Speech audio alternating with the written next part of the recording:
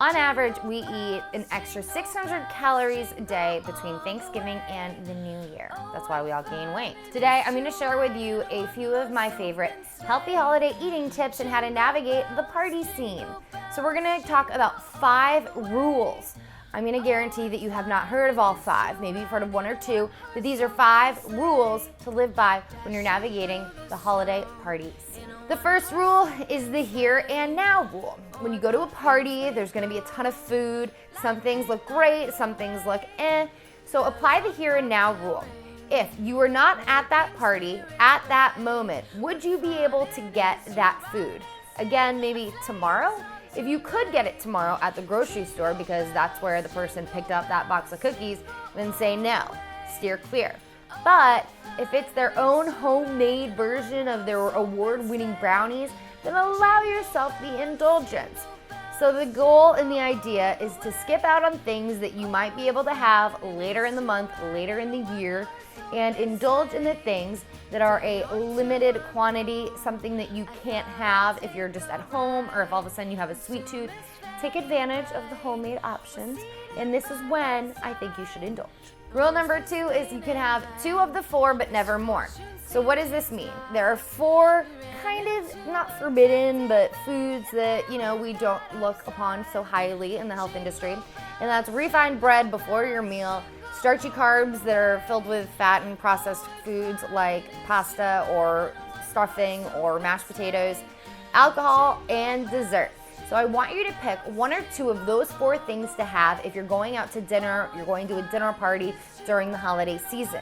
This means you can either have a glass of wine and dessert, or you can have bread before dinner and then have a pasta dish. You're gonna skip the alcohol and dessert if you do those 2 things.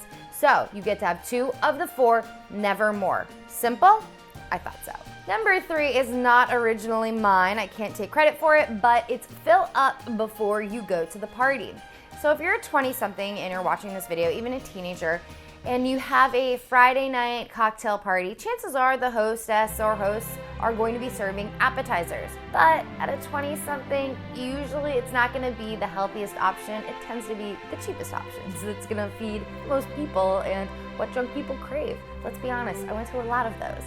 So my tip for you guys is to eat something healthy before you go. Something like a bowl of soup or a big salad, something that's not necessarily gonna make you completely full, but it's not gonna leave you starving and doing a face plant into the Mexican dip as soon as you get inside your friend's door. So this way, if you try not to eat anything and you just drink, you're inevitably gonna fall onto the late night pizza bandwagon. And lastly, in addition to this tip, bring something healthy for everyone to enjoy, and so that way you know that there'll be at least 1 dish that you'll feel happy eating. Number 4, you guys know this, don't drink your calories. Did you know that a cup of eggnog can have between 250 and 450 calories?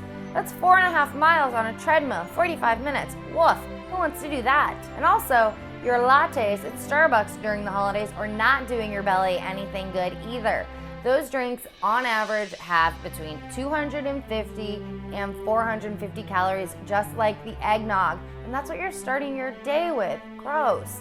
Even if you get the skinny version and get the smallest option available, it's still gonna be at least 160, 130, 160 calories. And the skinny versions are all sweetened with Splenda. Boo. When it comes to alcohol, a hot toddy comes with tea, honey, and brandy, and that's gonna be about 130, 140 calories. Yeah, that's the same as the skinny small Starbucks drink, but you're at a party, and if you don't wanna just drink water, it's a lower calorie option. Also champagne. For a 4-ounce flute, it's just 80 calories. You can also do a white wine spritzer. This is my favorite option. I like to mix half sparkling water with half of a Sauvignon Blanc. Delicious. So don't drink your calories. It's one of the easiest ways to rack up 1,000 calories in less than an hour at a party. Tip number 5, try everything just once, pick a favorite, and then feel free to go back as needed. You know, when you're at weddings and you see the waiters going around with the hors d'oeuvres and they all look so delicious, I go and I try to have only 1 of each. And then I decide, was it really that good? Was it worth it?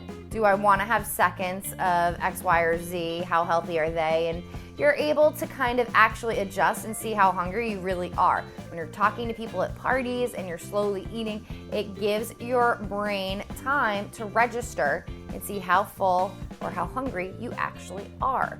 That's why sometimes you may find that you eat less at parties. And I have a bonus rule. This is bonus rule number 6. I only eat pizza when I'm hungover. During the holiday season, you're going out a lot. If you're like me and you're drinking and sometimes you're hungover, pizza can be kind of high calorie, but it's delicious. So the only time I find that I truly, really enjoy pizza is when I'm a little hungover. It tastes the best that way. It's creamy, it's gooey, it's comforting. So don't restrict yourself this holiday season. Allow yourself to splurge using these 5 and bonus 6 rules. What is your favorite holiday healthy eating tip? Let me know down below in the video. Share this video with a friend if you have similar outlook on your holiday eating. And I'll see you guys soon. Don't forget to subscribe. Or even nuts. And speaking of nuts, you guys all know that I love nut butter, and this is a fun little small